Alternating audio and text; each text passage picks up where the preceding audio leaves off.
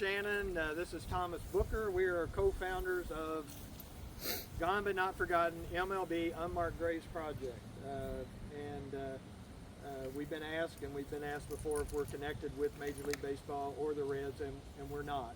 We're very independent. It is obvious the Reds endorse what we're doing and support us, and we'll talk about that a little bit more in just a moment. But we are independent, we try to collect enough money each time to do the next one. So we appreciate you being here, and I try to write down most of what I'm going to say, so I won't talk for an hour. I know you all will appreciate that.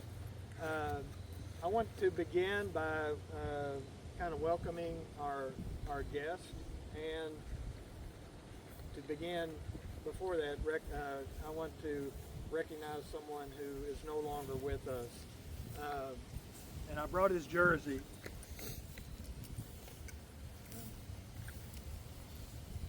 I don't know how many of you knew Tommy Helms. Tommy Helms was a friend of mine. He was very supportive of this project and other projects that I work on, and he just became a real friend of mine. Tommy Helms played 14 seasons in Major League Baseball. He played 8 years with Cincinnati Reds. He was the 1966 National League Rookie of the Year. He was a 2-time All-Star and a 2-time Gold Glove winner. After his playing days, he stayed in baseball as a coach and a manager. He coached for the Reds under 3 managers, Russ Nixon, Vern Rapp, and his really good friend, Pete Rose. Tommy served as Reds manager twice, both times when Rose was banned for a suspension the first time and permanently the second time. Tommy Helms became the manager of the Reds. Tommy managed 64 games in total over a period of two terms. He was inducted into the Cincinnati Reds Hall of Fame in 1979. Tommy was a supporter of mine in our projects. He attended our ceremony when we honored Paul Derringer in May of 2024. And on April the 13th of this year, Tommy passed away. I had been at his house visiting with him 2 weeks before his death. He was a friend of me and many others. And I think it's fitting, if we can, to have just a moment of silence to remember Tommy.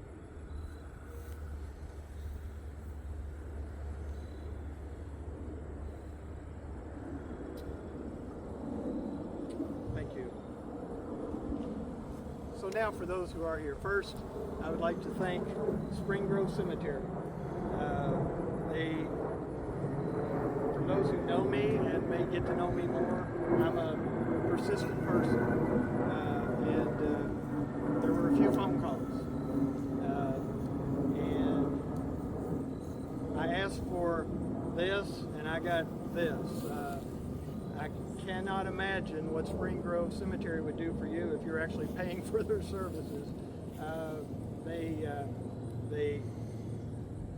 have really stepped up, and we appreciate that, which may come in handy because there may be more chances for us to work together in the future with other graves in this cemetery. Debbie Brandt is the Spring Grove Cemetery historian and tour guide, and I've asked her if she would say a few words on behalf of the cemetery and whatever she would like to say.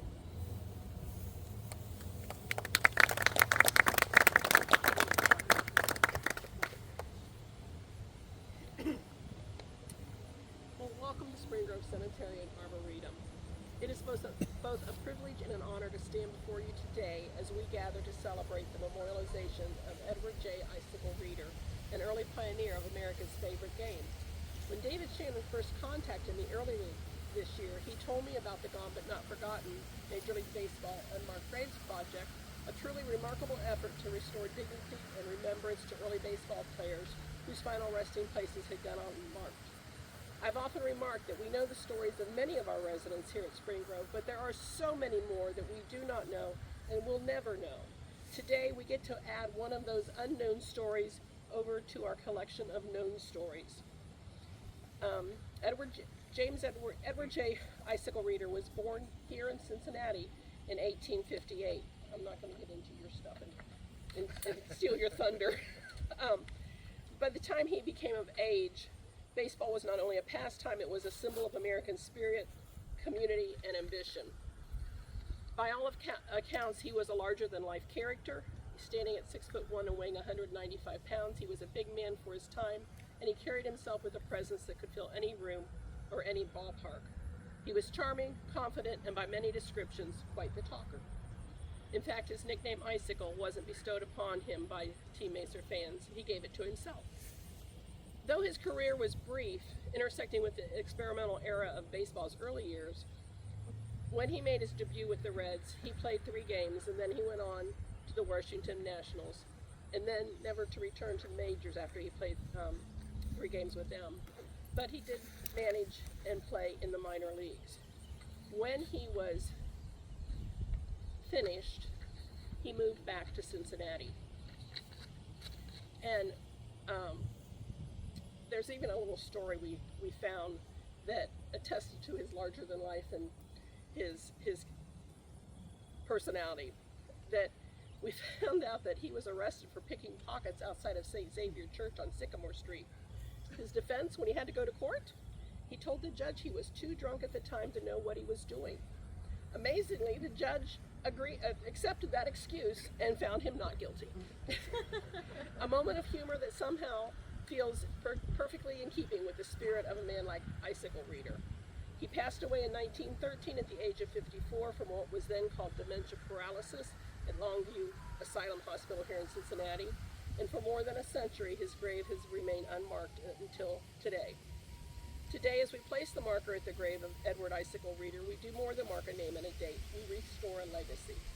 We honor a man who lived fully, who dreamed of baseball glory, who entertained crowds, and who, like so many of his generation, helped shape the early identity of our national game. Reader's life reminds us that not every story in baseball history belongs to a Hall of Famer or is a household name. Many of the game's early heroes lived in obscurity, yet they paved the way for the players and traditions that we celebrate today. They remind us that history is not only built on greatness, but also on humanity, on real people with real struggles, flaws, humor, and hope. We have different notable burial listings here at Spring Grove, which includes a baseball notable burials list. We even have a baseball tour here called The Boys of Summer, which was written by one of our docents who was related to Wade Hoyt. There is a list of criteria that guides us in placing people on our notables list, and one of those is historian's discretion. I don't know if I can get Mr. Reader included on the baseball tour, as I haven't had a chance yet to look at the script and the route, so I don't know how close the tour comes to this section. But using my historian's discretion, I can assure you he will be placed on the baseball notables list. Also, all the information we have on him, including a picture of the marker, is already in our historical archives. On behalf of Spring Grove's Board of Trustees, our leadership team, and every employee who cares for these sacred grounds, I want to extend our deepest gratitude to the Gone But Not Forgotten organization for their ongoing work. Your efforts ensure that history is not lost, that dignity is restored, and that the names of these early players, once forgotten, will now endure for generations to come. Thank you for remembering Edward J. Icicle Reader. May his story and the stories of so many others like him continue to inspire us to remember, to honor, and to celebrate the legacy of America's game and the humanity of those who played it. Thank you.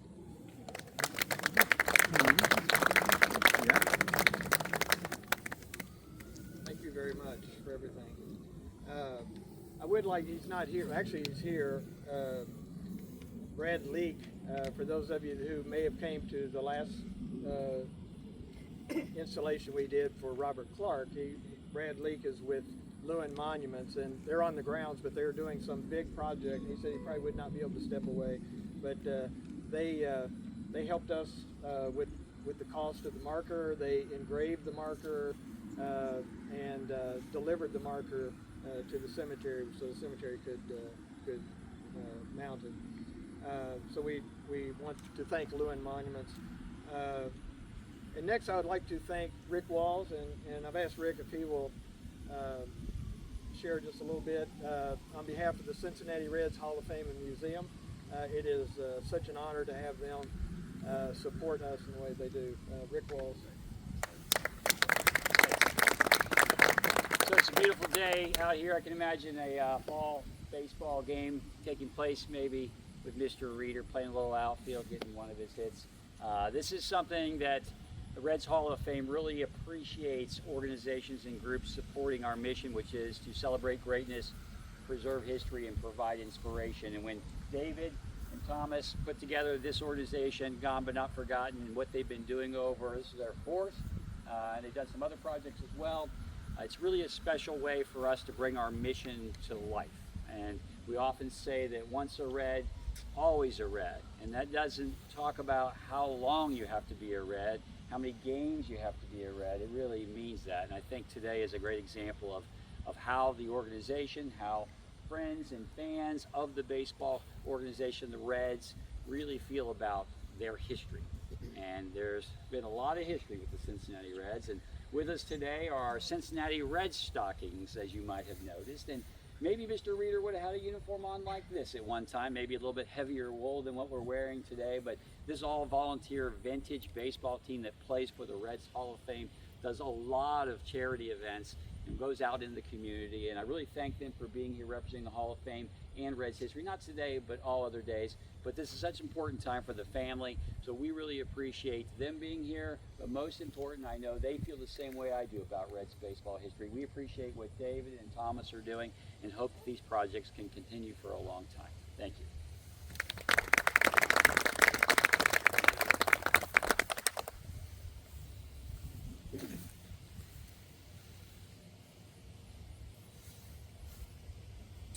And lastly, and I've asked her to say something toward the end, I've been in contact with Stephanie Potter. Stephanie Potter, we're still trying to exactly figure out the proper genealogy between them. I'll let you speak at the end, at the close. She knows that her maternal grandmother was a reader, and we do believe that Icicle would have been her grandmother's uncle, right? Great uncle. So that's the connection. We did run across a couple of other family members, couldn't be here today, but Stephanie will be able to share what she wants to in a little while. But basically, this is what's left of the Reeder family. So we appreciate so much them being here today. Thomas is going to share with us just a little bit about the other projects and kind of how this came into being, and then I'll say a few words, and then we will do what you're here to do, is to see the marker that's under that under the tarp there. So Thomas. Hey there. My name's Thomas Booker, and I've always loved history. One branch of history that I'm quite fond of is that of Major League Baseball. I love learning about different players and about different teams from the past. I'm also a licensed funeral director and embalmer in the state of Tennessee, so today I kind of feel at home. As for our group, Gone But Not Forgotten, it began many years ago when my friend David Shannon was walking through the beautiful grounds of the historic Lexington Cemetery in his hometown of Lexington, Kentucky. As he searched and located the graves of friends and family members, he also wanted to locate and photograph the graves of former professional baseball players. He located all but one in that cemetery, only to discover that the one he could not find was simply unmarked.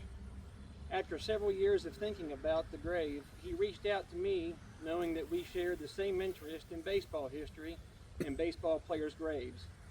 He asked me to join him in setting up a group that would get permission to raise money, research, and install grave markers for former Cincinnati Reds players who have been buried with unmarked graves. Together we formed the group Gone But Not Forgotten, MLB Unmarked Graves Project. Our plan was clear with three basic qualifiers. The player must have a direct connection with the Cincinnati Reds organization, they must be buried in an unmarked grave, and their grave location would need to be in Reds country. We opened a Facebook group on November the 15th, 2021. You are welcome to join that group to keep up with our projects, if not a member already. The player buried in Lexington Cemetery is Theodore Conover. He played for the Reds for one game in 1889. He had died in 1910 and qualified with our requirements. David went to the cemetery office and explained that he would like to install a headstone for Conover, only to be told that we couldn't.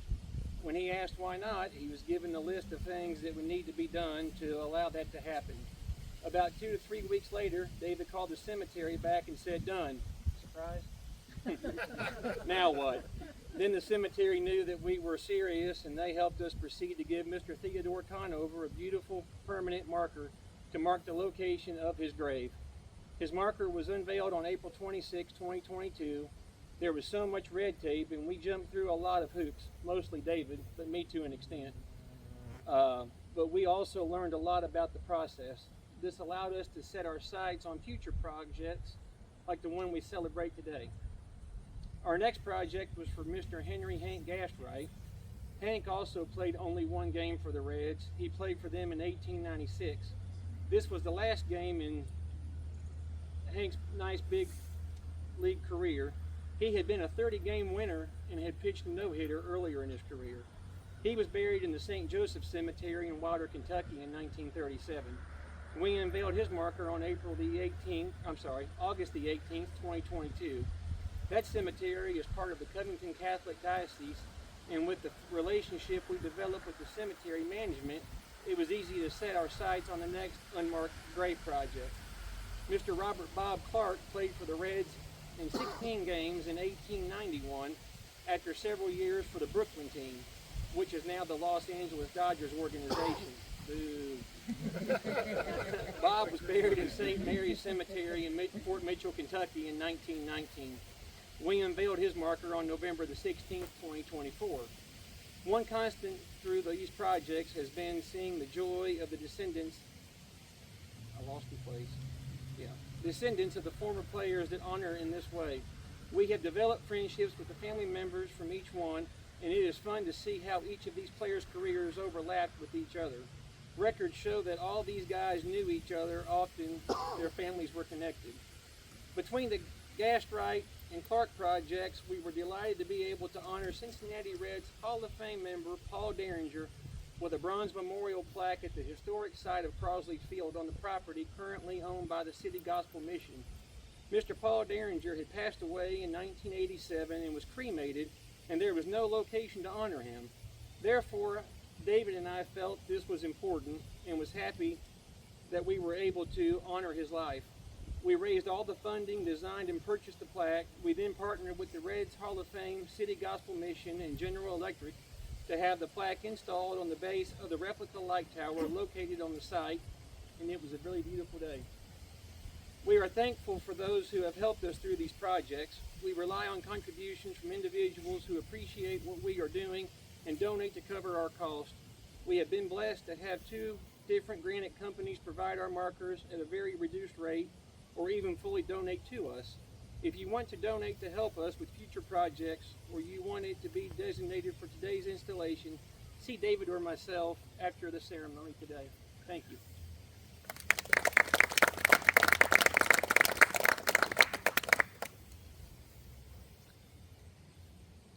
I'll try not to repeat, Debbie. That's okay.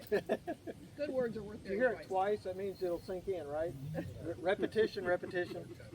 Today we honor Edward Reeder. We celebrate his life through the unveiling of a grave marker that will allow those who come this way in the days ahead to know who is buried just below. He was placed in this ground over 112 years ago on January the 17th, 1913, 2 days after his death. With the passing of this much time, the only glimpses into his life are through public records and newspaper clippings, and there are quite a few. And these allow us to look back at the legacy that he left behind. As I did my research, I found the official records were very confusing, as is often the case. Even his actual name is somewhat a mystery. His death certificate shows Edward J. Reeder, and so do the records of Spring Grove Cemetery. Other historical sites show him as Julius Edward Reeder, and I've even seen him referred to as James. As hard as I tried, I was never able to figure out what the J stood for officially. Baseball Reference, the standard in baseball statistics, prides themselves in always getting it right. They don't even mention the name Edward. He's simply listed as Icicle Reader, a nickname that he bestowed upon himself, and it seems that he was the only person who ever referred to him that way. Most newspaper reporters simply called him Ed. Ed Reader was born in Cincinnati in 1858, but his actual birth date is another record that's been lost to history. According to his death certificate, his father John was born in France, and his mother, Lena Beeler, was from Germany. Public records show that his father was a Civil War veteran, and as I'm going to mention in a minute, there wasn't a Civil War when he was born. It came a little later, so his father would have served in the Civil War when he was a child. His father also became a well-respected police officer in Cincinnati who rose to the position of captain. His father's position with the police came in handy for Edward after his playing days, as we will discuss in a moment. I looked at the history book for 1858, and there were a few things that I thought were interesting. James Buchanan was president of the United States. Minnesota became the 32nd state, and the city of Denver was founded. But it's also noticed that Colorado wasn't a state yet, so Denver became a city before Colorado became a state. Also born the same year as Icicle Reader was Theodore Roosevelt, the 26th president of the United States. 1858 predated the American Civil War and the presidency of Abraham Lincoln, which both started in 1861 when Reader was about 3 years old. As we look back at professional baseball during his playing days, it was a bit different than in today's game. Most of the basics have remained the same, with some rule changes, adaptations, and modifications. Baseball players were not celebrities in those days, except on a rare occasion. It was a hard game, brutal on occasion. I've often compared ball players in those days to circus entertainers. The fields were not manicured like they are today, making routine ground balls non-routine and trying to run and catch a ball in the outfield and stepping in a divot. It was always going to be a challenge. Travel was horrible when they went from town to town. We need to remember the Wright brothers didn't make their successful 4-minute flight until December of 1902. So they weren't flying. It wasn't even a thought. I was thinking, I wonder how many good dependable roads there were available, and then I remembered the automobile hadn't been invented. So the first motorized bus, 1898. So they were on the trains a lot. And I saw somebody the other day that went on one of those. Was it Rick? Was it you I was talking to? Said they did a. They got to ride on that. Oh, it was Perry Thacker. Perry said he got to ride on a train, the same train. It still is in operation today. That's how good they made trains back then. That the Red Stockings would have went to the West Coast on, and they were on it for like 5 minutes, and every bone in their body hurt because of how brutal that train was. So but it was tough. I regret. The first records of Reader playing professional baseball that I could find came in 1882 when he played for the team in Ironton. On September the 9th of 1882, the Cincinnati Enquirer reported from Ironton, Reader's pitching for the local team was very effective, the visitors making off him a total of only 5 base hits. And on March the 18th of 83, when he was playing for the Springfield Reds, they reported Ed Reader of last year's Irontons has signed as a change pitcher, a new term for me, Rick. What we call relief pitchers today, they call change pitchers in several articles that I read. So he was a relief pitcher for the Springfield Reds. He's a good fielder, heavy hitter, and strong pitcher. A month later, we read that Ed Reader of this city, who is now pitching for the Springfields, made a very good showing in a recent game with the Chicagos. The champions only making 3 runs off him in 9 innings. Ed did not do very bad with the stick either, securing 2 out of 8 base hits made by his side. It was in 1884 when Reader signed a contract with the Cincinnati Reds team, and he was assigned to a team that they simply referred to as the reserve team. That team was dissolved in June of 1884 since it was just too expensive to continue to operate. Several of the better players from the reserve team were brought up to play for the Reds, including Reeder. When the Reds left fielder Tom Manziel suffered an injury, Reeder replaced him and made his debut with the Reds on June the 24th of 1884. He played in 3 games for the big league team, collecting 2 hits and 14 plate appearances. He played with a couple of Reds players who are now in the Cincinnati Reds Hall of Fame. Can we know who they are? Bid McPhee. Bid McPhee and Jake Beckley. Long John Riley. Long John Riley. I don't think Jake was on that, if so I missed it. But when Manziel recovered, Reeder was released. The Reds were in the American Association in 1884 and is considered by today's Major League Baseball to be part of the official records of Major League Baseball. And after those 3 games, Reeder in that same year played 3 games for the Washington Nationals. That team was part of the Union Association.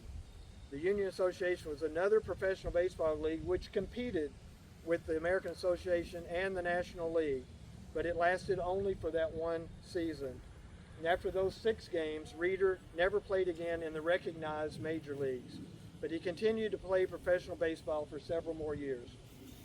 In 1886, we find Reeder playing baseball in San Francisco, California. As I look back at our U.S. history again, I was thinking about traveling from here to San Francisco and what that would have been like. And then I remembered, with the help of are you all familiar with the internet? We talk about the Wild West. The Wild West was still wild in 1886.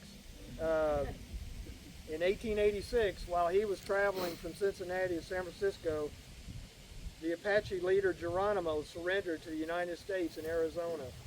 On November the 7th of 1886, the Enquirer reported, Ed Reeder, who played a short engagement with the Cincinnatis in 1884, has caught on in great style in glorious California.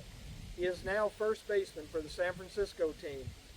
And in a letter to his brother Jeff in this city, he says he is batting and fielding in good style and stands well with the spectators.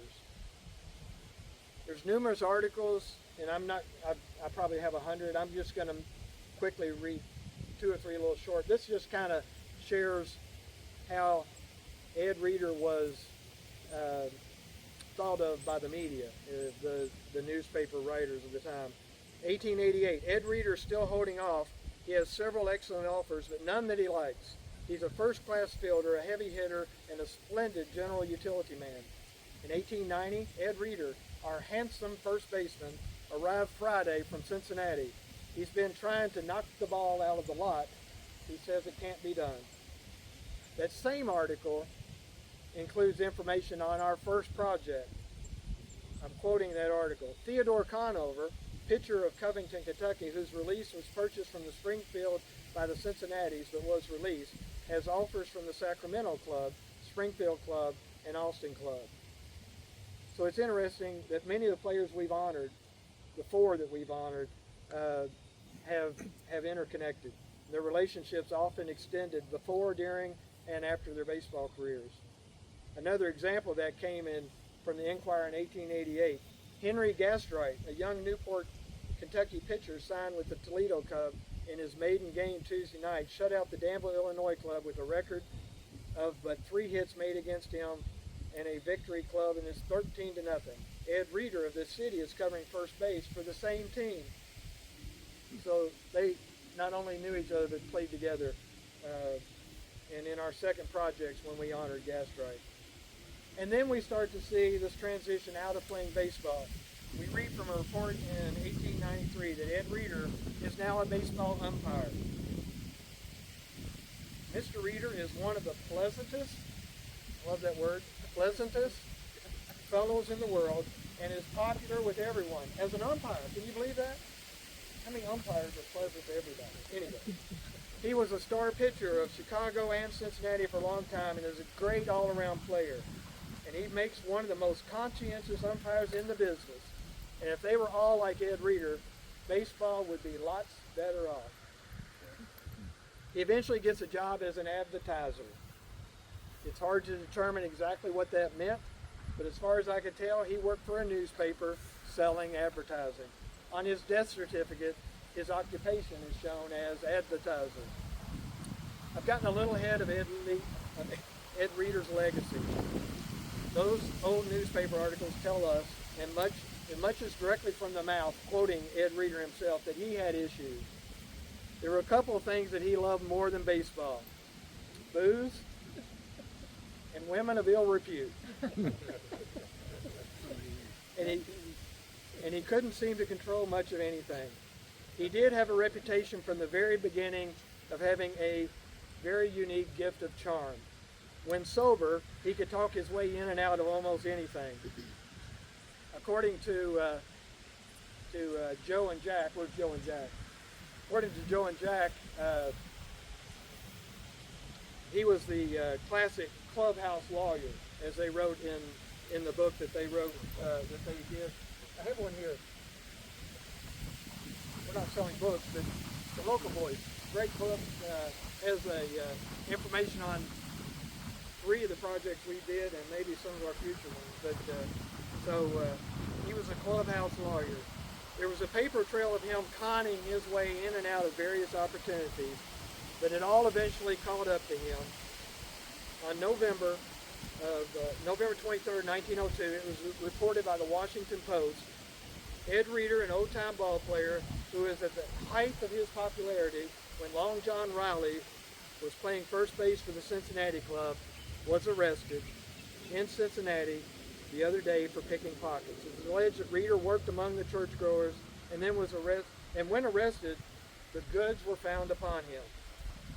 Remember earlier that I mentioned his father was a well-respected police officer in Cincinnati? Well, after his arrest for the theft, the police were, quote, painfully surprised when the prisoner was brought in and they found out it was little Edward Reeder, someone they all knew well, someone who grew up basically in the station.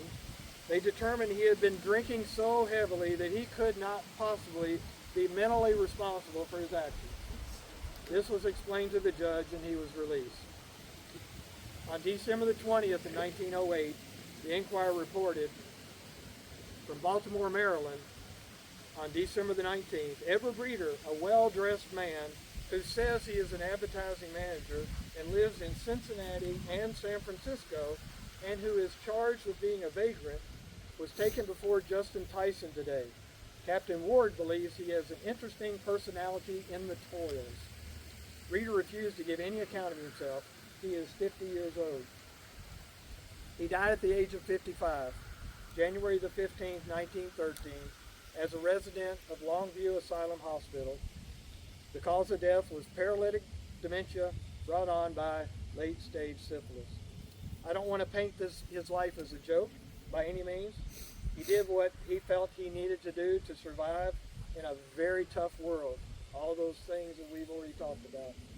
His baseball abilities were genuine, and from all accounts, I think he would have liked for things to have turned out different, but life was just too hard. And perhaps he played the hand that he was dealt.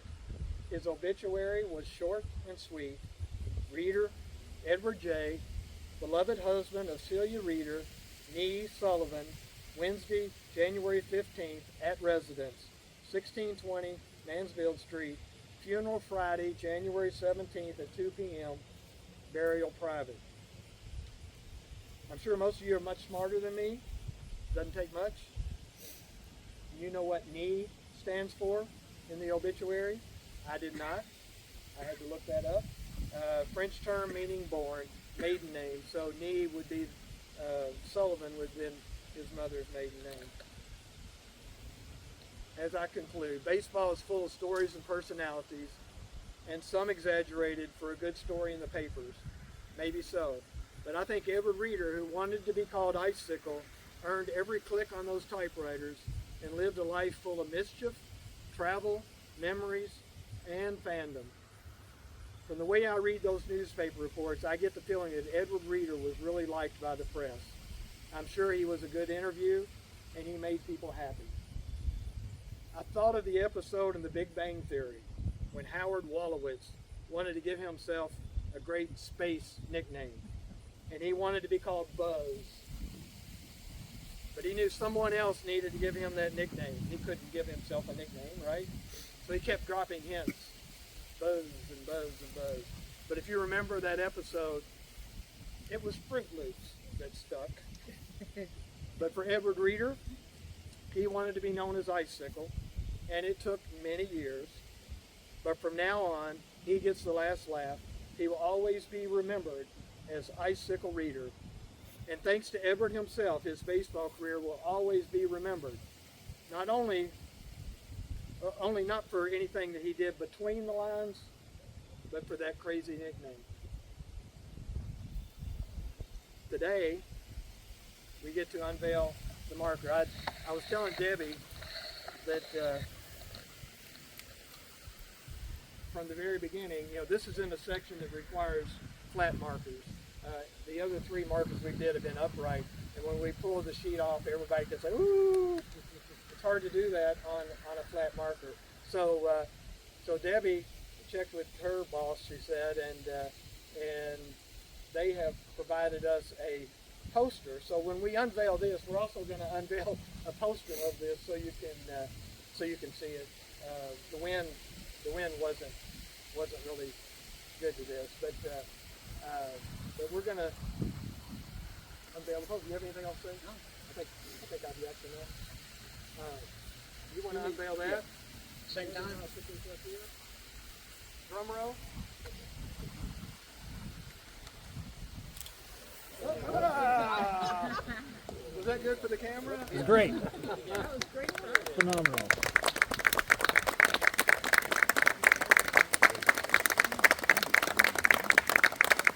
Edward J. Icicle Reeder played professional baseball for Cincinnati Red Sox in 1884. The Washington Nationals do not get any recognition today, but may he be gone but not forgotten. Okay, let's definitely say a word if you'd like on behalf of the family. Yeah. That way the camera can. Well, I have just a little bit to say, but I'm going to tell you that after standing here and listening to the stories that I've heard and hearing the history about Icicle Reeder, I'll share a couple of things with you. My mom would have been his great-great-great. And my mom was born in 1935, but she and my dad, I can remember them sitting in the backyard when Tony Perez and Pete Rose and Johnny Benz were all playing. And they were listening to the baseball games on the radio, and they'd get mad and they'd throw their Black Label beer down on the ground and they'd march around and stuff, but they absolutely adored baseball. She would be very, very overwhelmed, very, very honored. And I just want to say thank you to these two gentlemen for your drive, your determination, and for constantly calling me back because I was not going to answer the phone. You imagine somebody calling you and telling you that you're related to a baseball player from the 1800s? I had to finally talk to my daughter about it, who's our historian, and she said, calls me, Mom, it's real, call me back. But thank you, gentlemen, for coming out. Thank you, Debbie, for all you do. Thank you to all of the moving parts. I know there are people here that are not, or people who are not here that are part of the movement, the people who donate the money. We truly appreciate you, and our family is totally honored and just totally overwhelmed by your generosity and the things that you do. Thank you very much.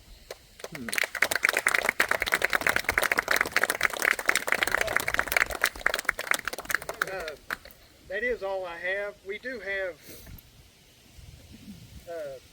Debbie brought some calendars, like from the cemetery. It also has really good maps on it if you ever want to do that.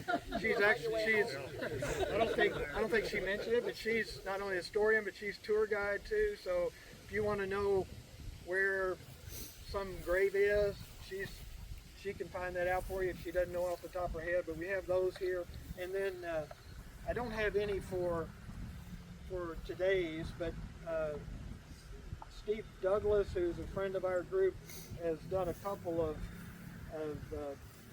posters for us. One for our first one, Theodore O'Connor, one for Paul Derringer. These are free. If you want any, I'll leave them up here. Help yourself. I think the Hemprons do maybe have a couple of books here. If you're interested, you can talk to them, or you already have one with you and you want them to sign it. I'm sure they'd be glad to do that. Thank you guys for being here. Sure. We appreciate the media being here. Thank you very much. And we're here if you have any questions. Thank you. Thank you. Well done.